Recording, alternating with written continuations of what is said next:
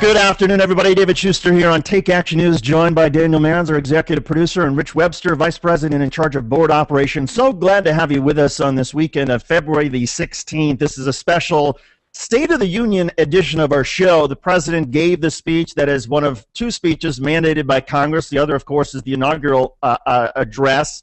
Not even an address, but just he's supposed to take the swearing in, of course. But he is required to present to Congress a State of the Union. And for 100 years, literally, George Washington and John Adams, they actually read their remarks, and then Thomas Jefferson simply delivered them by pen, handed them to Congress, and that was it. And then Woodrow Wilson, starting in 1913, restarted the tradition again of actually delivering the remarks to Congress, and they've been done ever since. 100 years since Woodrow Wilson started that tradition. And so this past week, there was President Obama in the well of the U.S. House delivering his State of the Union. Here's a clip that gives you a flavor about what the president said. Tonight, thanks to the grit and determination of the American people, there is much progress to report. After a decade of grinding war, our brave men and women in uniform are coming home.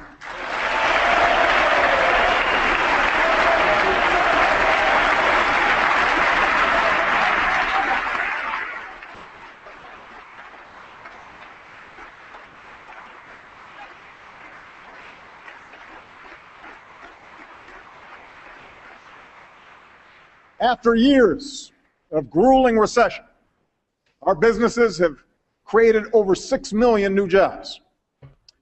We buy more American cars than we have in 5 years, and less foreign oil than we have in 20.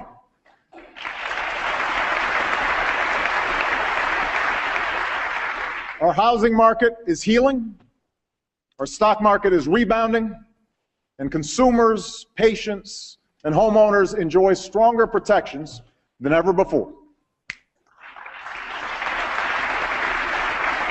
So, together, we have cleared away the rubble of crisis.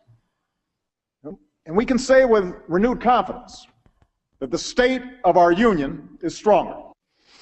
So there you got it, about a minute and 45 seconds there of President Obama from the State of the Union the other night. And, you know, there was a State of the Union is so much not only about sort of a laundry list of policies that the president wants Congress to act upon, but it's also sort of laying out the priorities.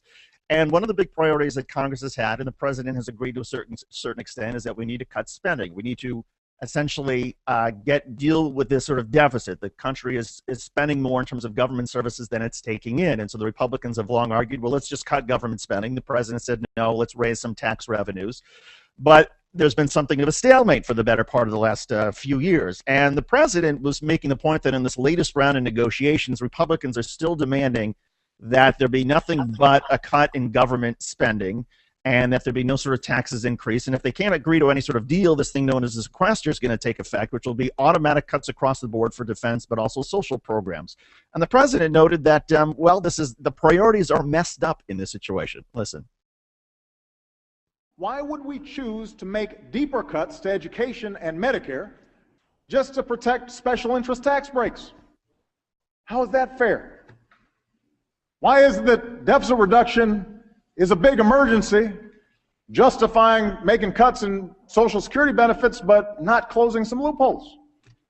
How does that promote growth? To be fair, it's not just closing some loopholes. I mean, the Democrats would like to sort of raise taxes again on sort of the wealthy, get rid of some of the special interest breaks that are given to energy giants, corporations, oil companies, and whatnot as a way of raising revenue. Nonetheless, the point that the president was making, a lot of Democrats have made very eloquently, is the fact that, look, if we can, at a time when we're trying to tighten our belts, why aren't we asking some of the most successful corporations, some of the most successful people in our country to tighten their belts as well? If bringing the government deficit down is this important, and we can have an argument about whether it's that important or not, and Daniel Marans, I know you and I don't think it's as important as the president suggests, but if we're going to have this argument, let's ask everybody to sort of share the pain.